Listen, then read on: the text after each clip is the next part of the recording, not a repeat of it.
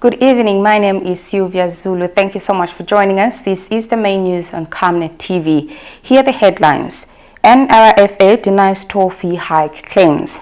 INVESTRUST bank depositors struggle to access funds as deadline approaches. Witness testifies late Lieutenant General SHIKAPWASHA'S last words suggest wife's alleged infidelity. And in international news, Kenya's doctors sign agreement to end strike after almost 2 months.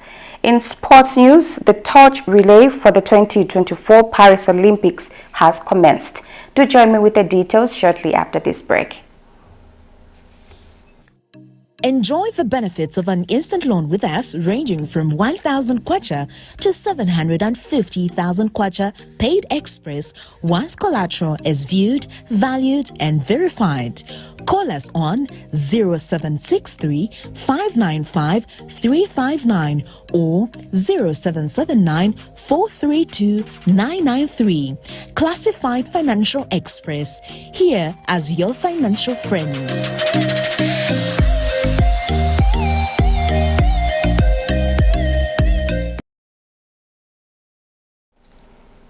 And now the news in detail. Over 100 traders at John Chinena Highway Market have lost their merchandise worth thousands of kwacha in an inferno. On Tuesday night around 22 to 01 hours, fire swept through the market, destroying properties worth thousands of kwacha. Central Province Permanent Secretary Milna Mwanakapwe has since assured the affected marketeers of government aid. This is the second time this year the market is being gutted.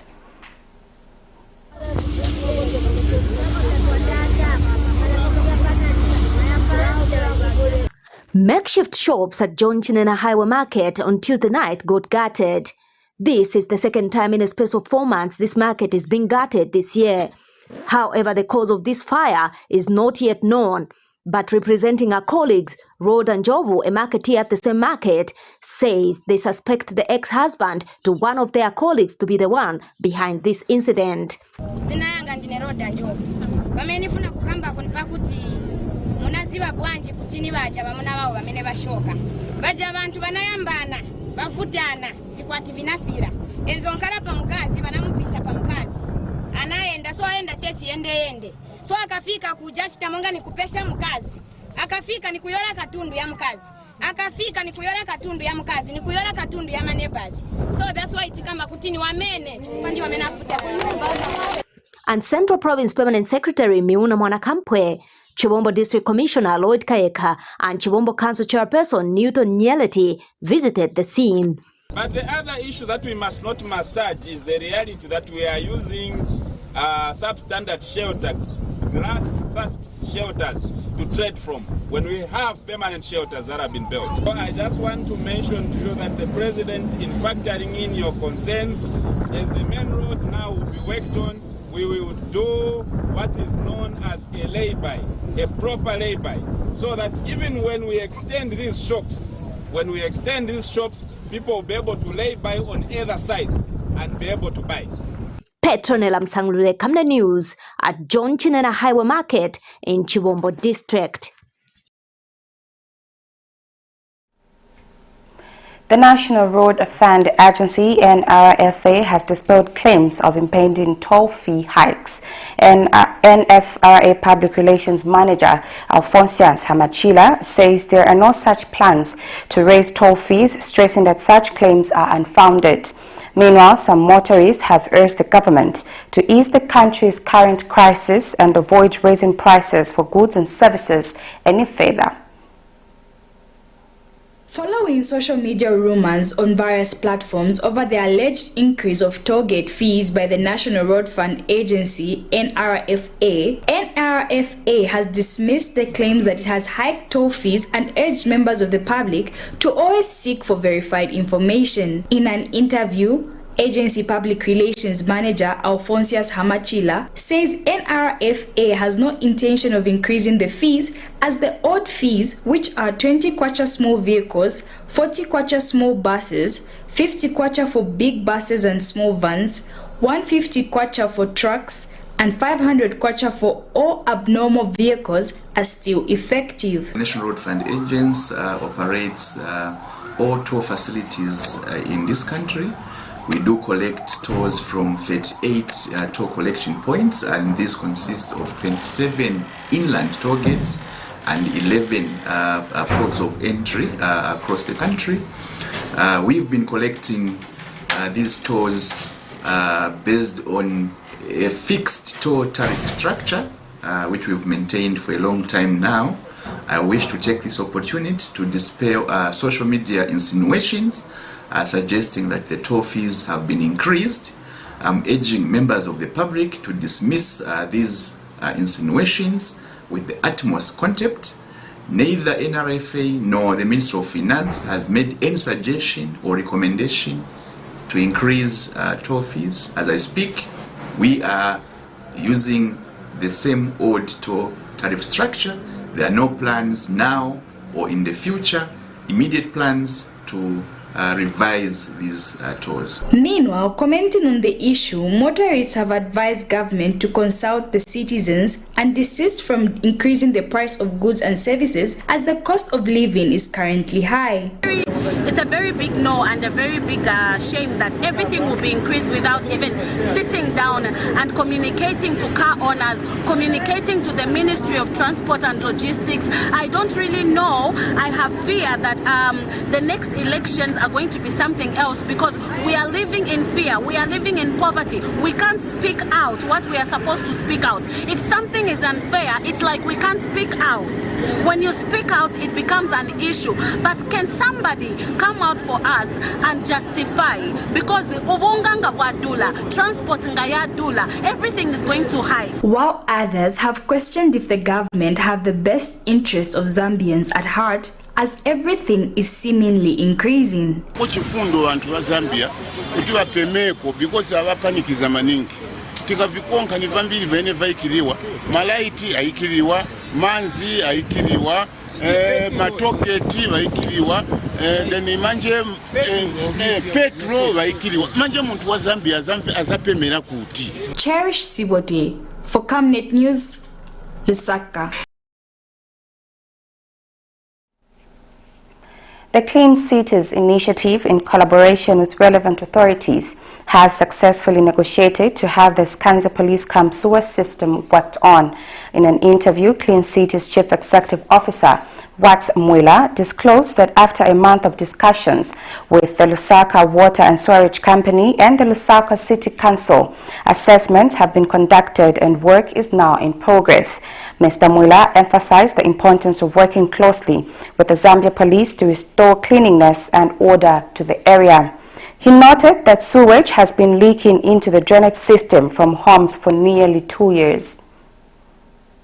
At the end of the day, we had to reach a consensus where instead of taking it up as a profit-making venture by the Lusaka City, Lusaka Water and Storage, the matter was now handled under what is called the corporate social responsibility, and Lusaka Water and Storage agreed to move in and rectify the problem. I'm glad to report that this morning, both the engineers from Lusaka City Water and Storage, the Public Health Department, as well as the Zambia Police are working in collaboration. We have finally agreed. We were given clearance this morning, and then as I speak right now, the men and women from Lusaka Water and Storage are on site, and they've done the assessment, and they are right away working on the sewer. For us, it's a breakthrough, and I believe that it's good news for the public, good news not only for the camp, but even for many people who pass through that place, because I think 2 years down the line, it's been a long time without finding solution. So even as we look forward to say this issue would be, they will have to overhaul the entire system. For now, the measures that have been put in place to clean up and then seal all the leakages, especially that it's near the hospital, for us is very much commendable.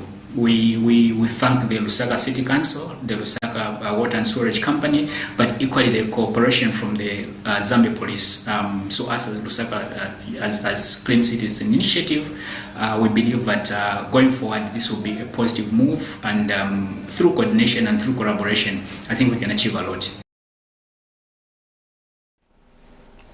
Over 400 flood victims in Luapula province have received food and non-food items as relief from the Disaster Management and Mitigation Unit and Chiengi Town Council. Speaking during the handover of relief items, Deputy District Disaster Management Committee Chairperson Hamwende Mpande says government is committed to ensuring that the victims are supported with basic needs as the families recover from the disaster financially. Meanwhile, Geoffrey Tawenu, one of the affected, has commended the government for coming to his rescue by rendering aid in terms of non-food and food items that will help the families survive, as most of them lost property during the flooding.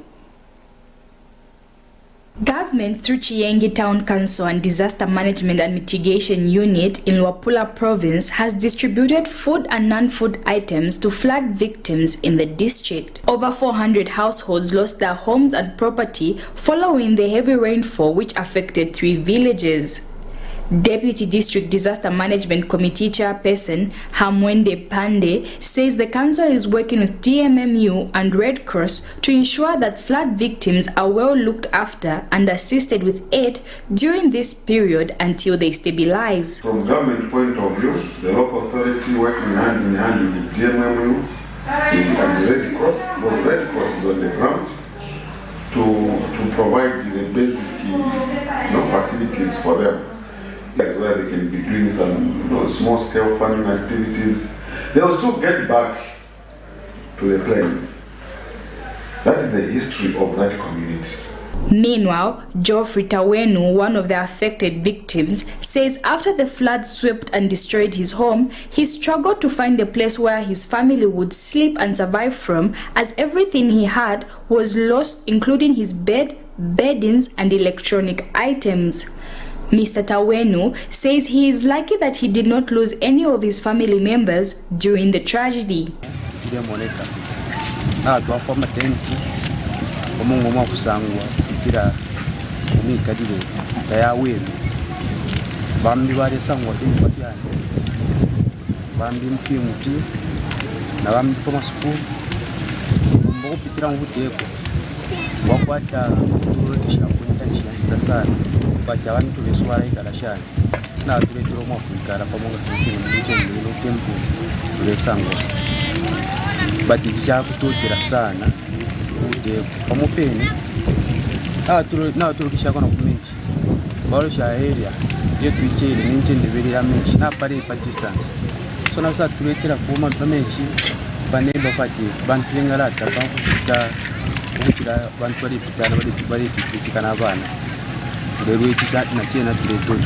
Other victims are calling on the government to help them with plots where they can build their houses and be established. They say they are willing to start afresh and endeavor to build for themselves new homes if plots are given to them, but any help rendered will be highly appreciated.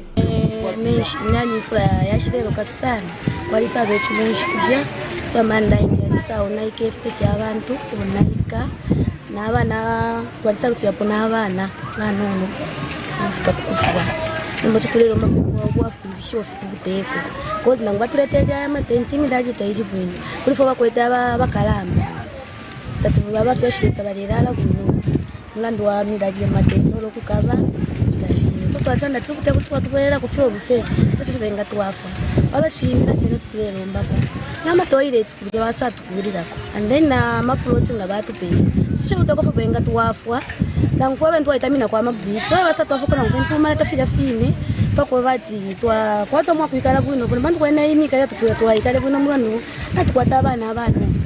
The victims have been relocated to Kasembe area where they are being aided with food and shelter. Cherish Sivote for Camnet News.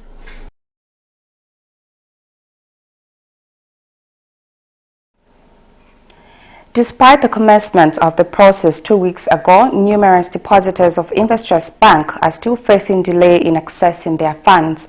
A check by Camnet News found a score of people lined up at Bill Master Zanaco branch attempting to withdraw their money before the impending deadline of May 10, 2024. In an interview with Camnet News, Zinganimbale, one of the depositors, has described the process as disappointing given the current times of technological advancements. On 25th April 2024, the Bank of Zambia announced that INVESTRUST depositors were going to start claiming their money following the bank's possession by the central bank owing to insolvency. This decision provided relief to depositors as people could start claiming their money after weeks of being in panic and wondering what had become of their funds. Subsequent to this decision, thousands of people lined up at various collection points across the country, a situation which saw the process become very slow to the liking of customers. However, 2 weeks after the development, the situation seemingly has not changed as scores of people are still queuing up to access their money, and with the deadline just around the corner, frustrations have kicked in from the depositors, especially for some who have been making queues for days without accessing their money. In an interview with Camnet News, Zinganimbale has expressed disappointment at the slow pace at which customers are being attended to. He further laments the inconvenience of having to travel from Chipata just to access his money. My view about the process is that it's been very disappointing, very disorganized. Now we're in the digital age. You can imagine I had to travel all the way from Chipata to come to Zaka just to come and access my money. So I'm losing a 1,000 already on that money. And then you can see the queues. You have to stand in the queues the whole day, and then you're not even assured whether they will be done. Tomorrow is a deadline, So it's been very disappointing. What they should have done is let us withdraw the way we're withdrawing, open the systems at INVESTRUST, we withdraw our monies, and then they can close after we've withdrawn. Because those monies belong to us. We took those monies willingly to INVESTRUST Bank. It's very disappointing that now we have to stand in the sun in the long queues just to access our monies and travel long distances, you can imagine. So it's very disappointing. Francis Nyangu, equally from another city, has also bemoaned the process. I had an account with INVESTRUST, so I work from Kawu. So when I heard that the money is now accessible, I had gone to Zanako Bank to get the money, but I was told those were the accounts to Saka, that to travel to Saka because the list was different. But I was advised by one of the tellers that if I could give the details, could verify my balance, I could access money from Zanako Kawe by transfer. So I gave the details, I waited the whole day. When she checked, she was given a feedback that my name was not on the list. So I was given a phone number of which I called, but I was told that my name was on the list. But at that time I was getting the information, it was already after 16, so I had no option but to travel to Saka to avoid more inconveniences. And Teddy Njongolo remains hopeful that he will be attended to before the deadline. The system was very slow. At first, there was only 2 cashiers inside. But at least today, the system, they are coming up with different measures. We are hoping that by tomorrow we'll finish. The challenge that we are facing, number one is like there was people who was coming at 02, 03, so there was no order. To find that someone who have come 12 hours, someone who have come 04, they are going in. So that was the challenges that we are facing. But at the moment, everything is okay. We are hoping to get our monies probably today. Chanda Mwango for Camnet News in Osaka. Citizens First Party has challenged government to reverse its decision to increase electricity tariffs recently announced by the Energy Regulation Board following claims that it was not consulted. In an interview with Camnet News, Citizens First Secretary General Vincent Chintu says the claims by government of being unaware of the development is not surprising given the inconsistencies the UPND administration has previously exhibited. Meanwhile, civil rights activist Rebna Changala says government should equally reduce fuel now that it has dismissed the Energy Regulations Board chairperson Reynolds Boa. Following the increase of electricity tariffs by the Energy Regulation Board ERB, which attracted public debate among citizens and various stakeholders in the country, government has detached itself from the development, stating that ERB did not consult them before effecting the decision. Minister of Information and Media, Cornelius Mwetwa, at a media briefing 8th May 2024, stated that the increase in tariffs did not sit well with the government. In light of these revelations, Citizens First Secretary General Vincent Chintu has challenged the government to reverse the decision as it did not get approved by the government. In an interview with Camnet News, Mr. Chintu says the statement by government is not surprising given the alleged communication crisis within the government. We are not surprised that the government is saying they did not confirm with the ERB that they go ahead with the new rates. But what you should understand is that this government is full of lies. From day one, they've just been lying. Okay, if they did not communicate and the new tariffs has been effected, why can't they then reverse those tariffs so that they give us the odd tariffs, so that we go with the odd tariffs? You know, as we are speaking now, Zambians are the ones who are suffering from these hikes here and there. So the government, if they want to show that they really mean well for the Zambians, they should just scrap off the new tariffs and then go back to the old tariffs, since that was a mistake. Meanwhile, governance and civil rights activist Brebna Changala says government should also reduce fuel prices following the dismissal of ERB chairperson Reynolds Boa, as they previously attributed the increase in fuel prices to an incompetent ERB board. Now that they have fired the board chairman, and now that they have fired the Director General of ERB, let the fuel revert what it was before the increment, which this angelic government is known for. But you can fool the people sometimes, but you can't fool all the people all the time. That's Bob Marley. I stand here with a heavy heart that after being in opposition for 23 years, this is the clumsy, chaotic manner they can manage the country and its people. Less truthful, less noble, and less honest. Chandamango for Camnet News in Osaka. The Lusaka Magistrate Court Thursday morning briefly detained opposition Patriotic Front member Chishimba Kambwili after Mouse Sampa withdrew as his surety in a case where he faces charges of unlawful assembly and riot. Meanwhile, the court has released Kambwili's co-accused, Charles Kakula, citing his service to the state as ground for discharge. Patriotic Front member Chishimba Kambwili was Thursday morning ordered by Lusaka Magistrate Kawama Mwamfuli to find a new surety or risk being detained in custody after a surety, faction President Mao Sampa, recused himself upon his request. Mr. Sampa applied before the court to be recused from representing Mr. Kambwili as a surety, stating that being so is disturbing and is usually out of the country for other commitments. This is in a matter where Mr. Kambwili stands charged with unlawful assembly contrary to the laws of Zambia. In this matter, Mr. Kambwili was jointly charged with Charles Kakula, who on the other hand has been discharged after the prosecution team indicated before the court that Kakula was out of the country. Magistrate Mwamfuli went on to discharge Kakula in the absence of an objection from the lawyers representing Mr. Kambwili. Allegations in this case are that Kakula led a protest march to Mr. Kambwili's house on 26 January 2023. However, Mr. Kambwili, who appeared sick and in a wheelchair later during the day, was released after he met the conditions by providing a surety.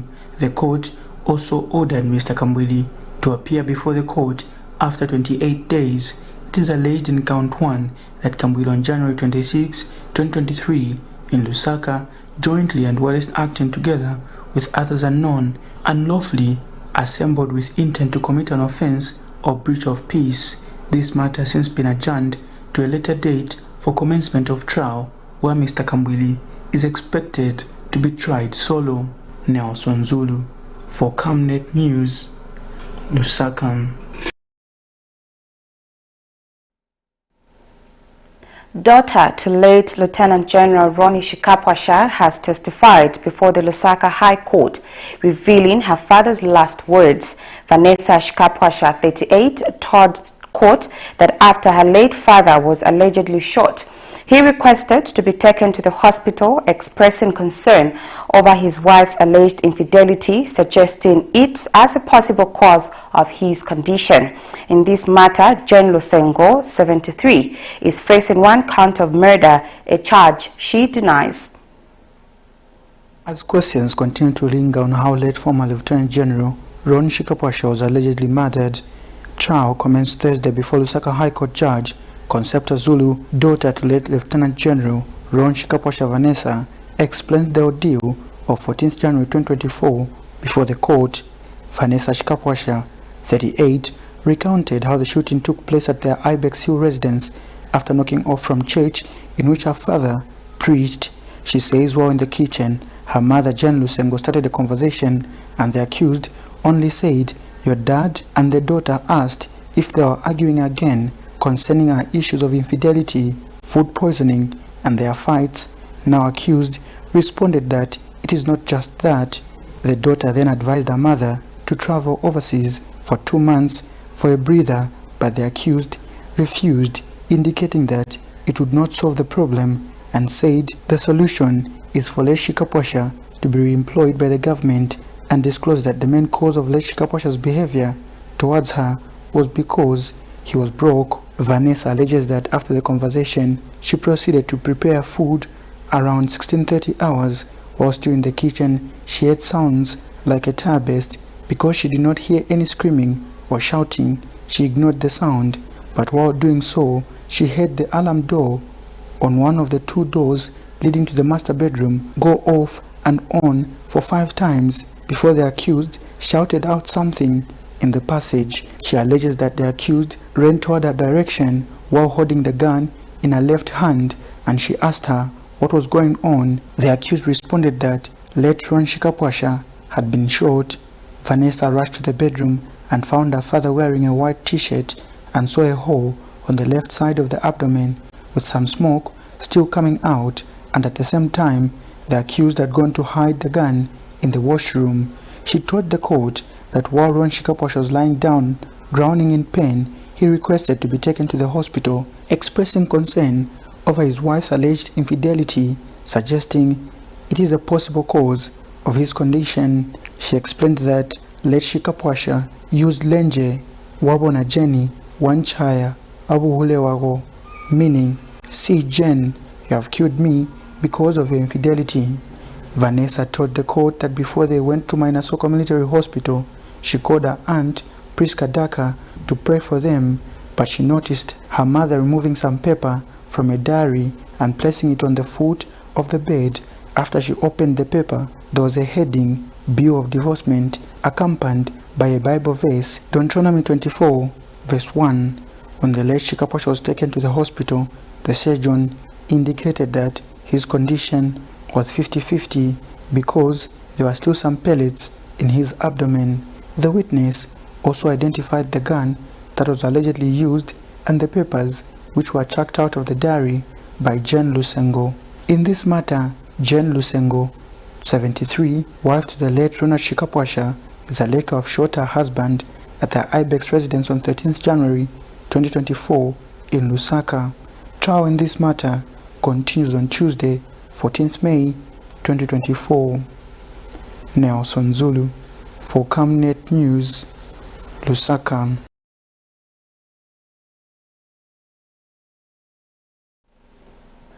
Kabwe Mayor Patrick Chishala has pledged to work with the less privileged individuals in society. He said this when he made an impromptu visit to Kasanda New Market, where he went to thank the marketeers for their solidarity during the time he was hospitalized for over a month in Kabwe General Hospital, where he lost part of his right leg after being amputated. He further says it is imperative for those who are currently holding power and authority to show humility and empathy on people who are currently struggling to make ends meet.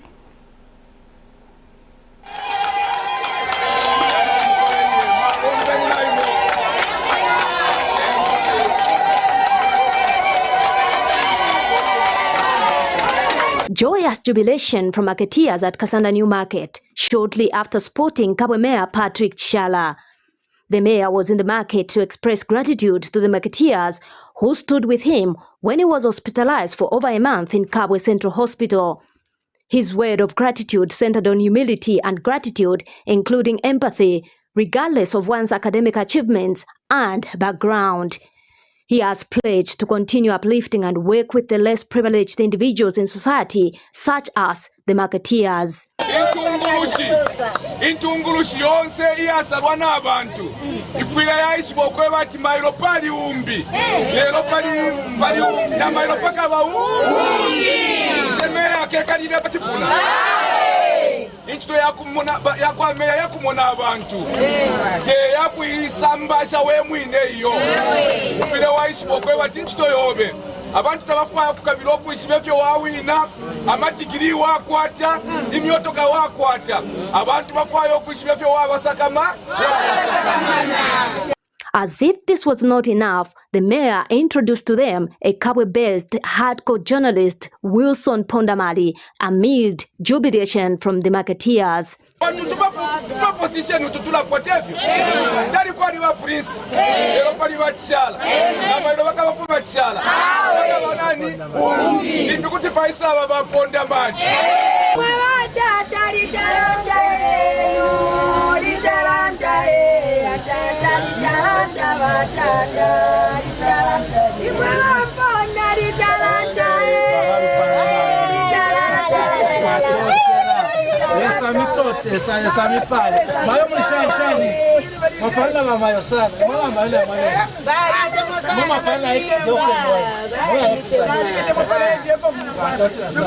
He's being celebrated as their mouthpiece and the voice of the voiceless for his popular radio show dubbed News Analysis, where those holding public offices are usually held accountable by the community. Petronella Msangulure, Camnet News, Kabwe.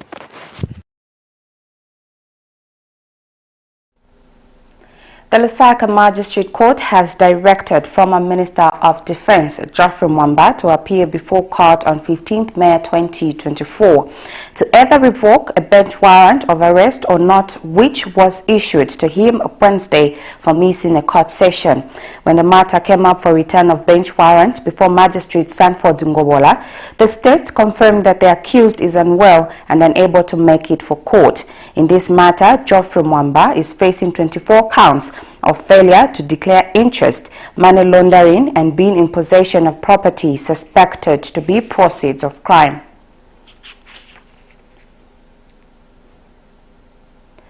The National Action for Quality Education in Zambia, NACASE, has endorsed the introduction of licentiate examinations for new teachers as a prerequisite for registration and employment. NACASE Executive Director Aaron Chansa says the introduction of licentiate examinations signifies an important step towards scrutinizing the professional competence, academic qualifications, and moral integrity of prospective teachers.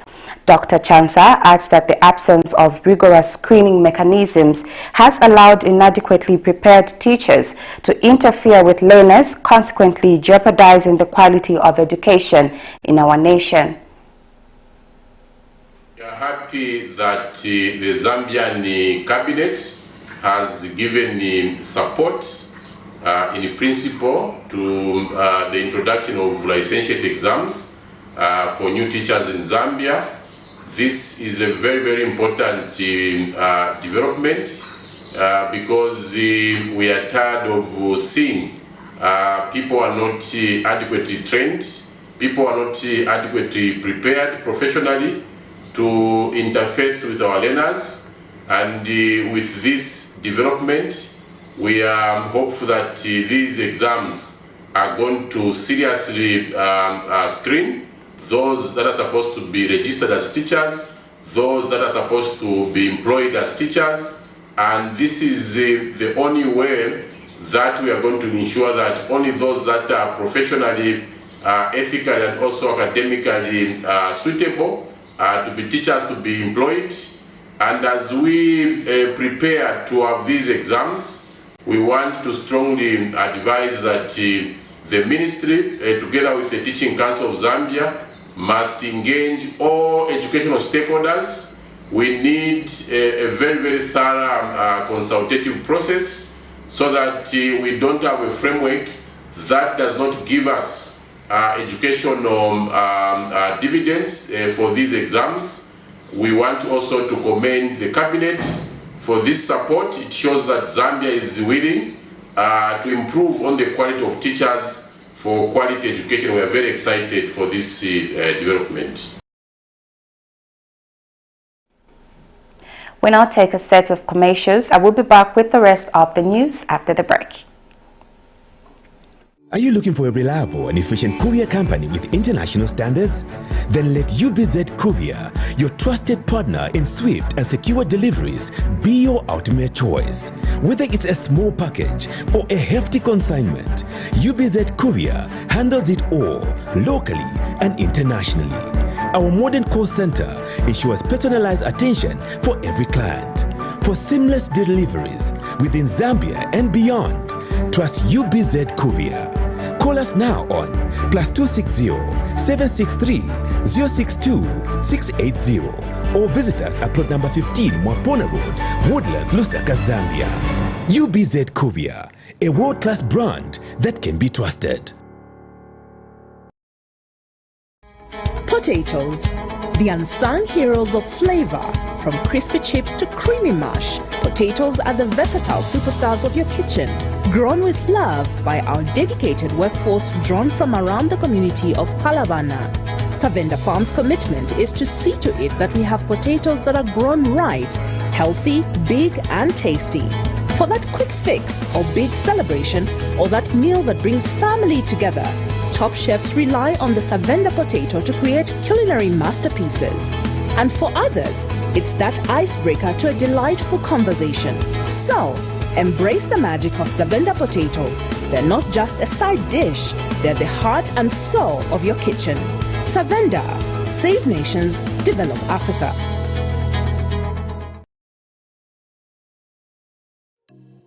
Enjoy the benefits of an instant loan with us ranging from 1,000 kwacha to 750,000 kwacha paid express once collateral is viewed, valued and verified.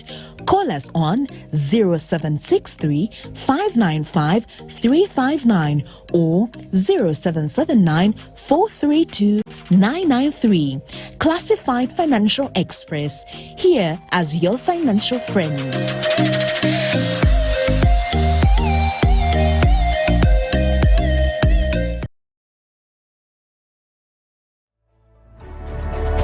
Water is life. Each drop counts and each must be cherished. Our tried and tested product meets all international standards. With our smart drip technology, we aim to deliver precision irrigation designed to reduce blockage and wastage, ensuring a high yield. RenGlow, your smart irrigation partner.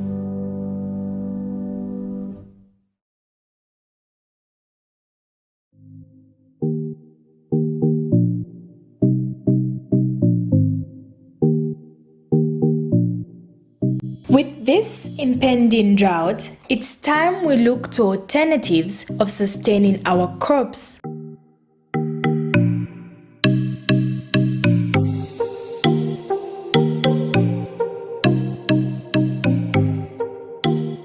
We as ISDP are promoting irrigation and water harvesting as the solution to challenges posed by climate change. Watch our 13-week series as we unfold the solutions for our crops. Catch us every Monday at 2040 hours, repeats every Tuesday at 1910.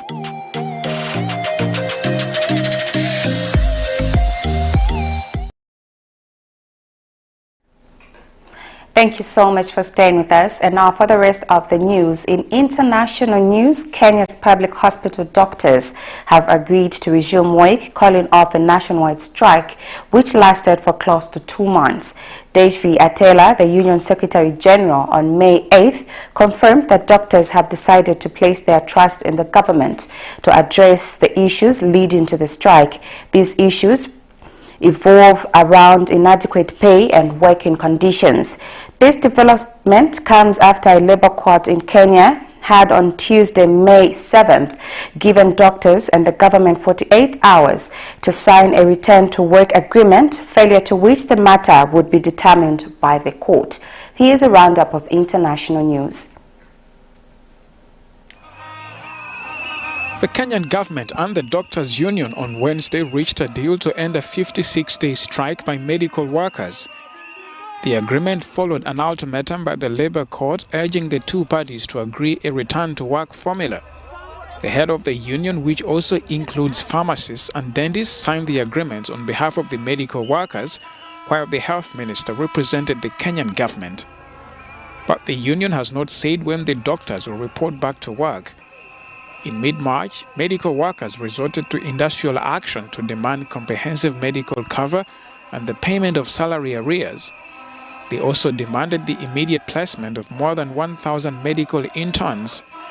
The doctors were joined in the strike by clinical officers. They accused the authorities of reneging on a deal reached on the back of another strike in 2017.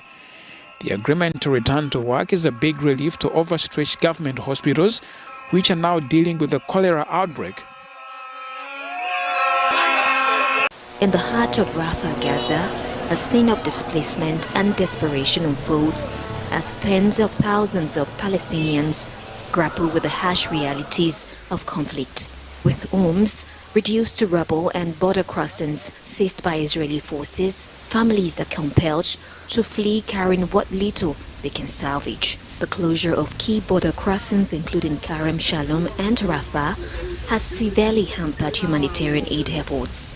While the Israeli military has reopened Kerem Shalom, allowing some movement of goods, humanitarian aid has yet to enter Gaza due to the absence of personnel on the Palestinian side. On Thursday, in Rafah, smoke rises as Israeli forces maintain control over the area. Despite limited incursions, a full-scale invasion has yet materialized. The U.S. has urged Israel to refrain from further escalation, fearing it would worsen Gaza's already dire humanitarian situation.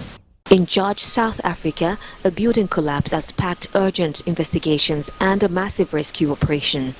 7 lives have been lost and nearly 40 workers remain missing under the rubble, prompting national mourning and a quest for answers. Authorities, including police, the provincial government and the National Department of Labour, are conducting inquiries to determine the factors contributing to the disaster. The mayor of George provided updates. The rescue part is still continuing with the operation, but at the same time, what the teams are now doing are preparing for recovery. South African president has extended his condolences to the families affected by the tragedy. Families and friends gather at the site, clinging to hope and offering support to one another. No, truly it's very pain. Yeah, it's very pain because as a human to be under the ground is very pain. But with faith in God, we still have faith that she will come out. Yeah. More than 200 rescue personnel continue to search for survivors.